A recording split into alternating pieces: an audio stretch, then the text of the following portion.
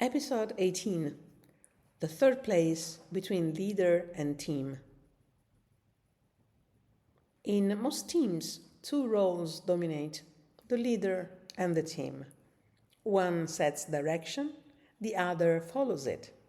One speaks first, the other reacts.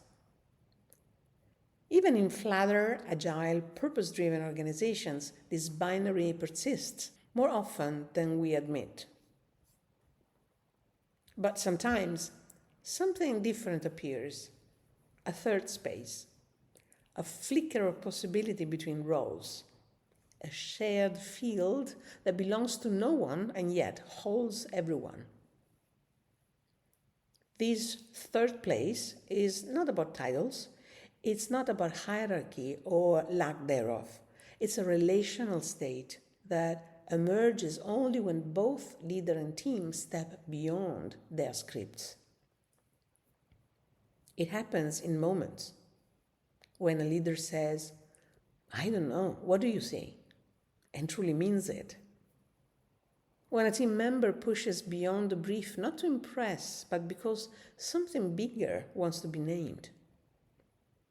Or when a conversation pauses and what emerges next feels like it came from somewhere else, from between. In this place, power isn't abdicated, it's shared consciously, temporarily, fluidly. Not because roles vanish, but because everyone is serving something larger than themselves. This third space is subtle. It has no agenda, no checklist, but you know it where you're in it.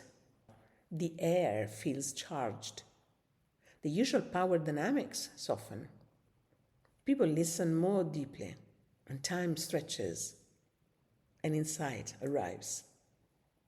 So why is this so rare? Because we are conditioned for roles. Leaders lead, teams execute. We reward decisiveness. We fear ambiguity, and we rush toward closure, toward solutions, toward action. We feel silences. We protect our authority or our belonging.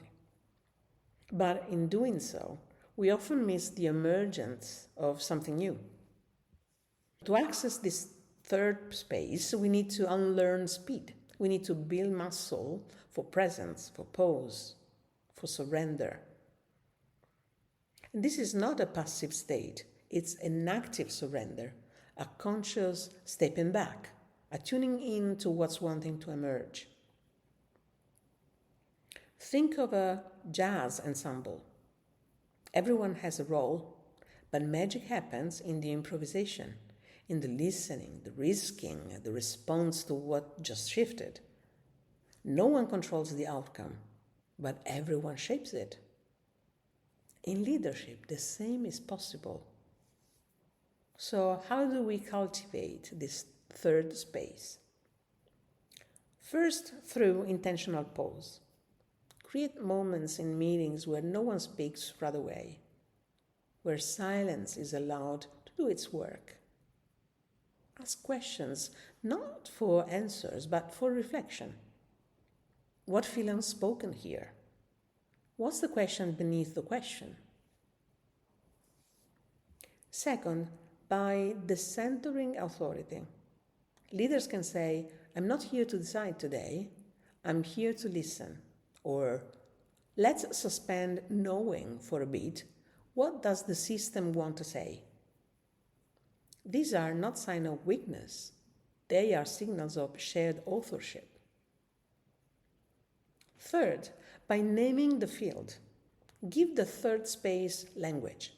Call it the in-between or our co-creation zone. When it arises, pause and honor it.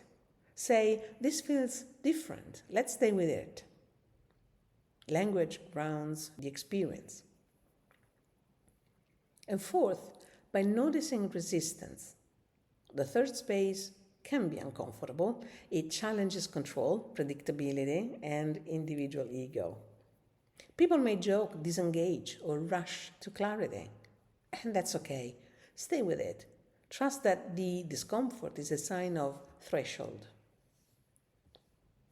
I worked with a leadership team that introduced one simple practice. At the end of each meeting, they asked, what wanted to happen here that didn't? It invited awareness of the space between the words, the missing cues, the subtle intuitions. And over time, they began to move differently, less from habit and more from presence.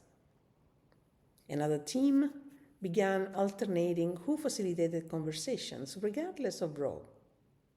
A junior analyst might guide a strategy session, or a senior exec might take notes. It disrupted roles gently and invited new energies and let a shared space emerge. And this isn't about abolishing leadership, it's about expanding it from role to leadership, from authority to authorship, from knowing to sensing. Leadership in the third space is less about command and more about curation, less about clarity and more about capacity. Capacity to hold tension, to sit in the unknown, to stay with not yet knowing until something real arrives. It doesn't mean decisions never get made. It means decisions arise from a deeper place, not just from habit or hierarchy, but from the shared intelligence of the whole. And once a team has tasted this space, they want more, because it feels like truth, like creativity, like being part of something alive. The third space is not mystical, but it is sacred. It is where teams stop performing and start becoming, where leadership stops directing and starts dancing, where the future stops being planned and starts being sensed. So ask yourself, when was the last time something truly new emerged in your team? How did it happen? Who made space for it? And more importantly, how will you create the conditions for it to happen again? Because the third space doesn't belong to anyone, but it changes everyone. Look for it, name it, hold it open, and watch what becomes possible. I am Giovanna D'Alessio, and this is The Orange Twist.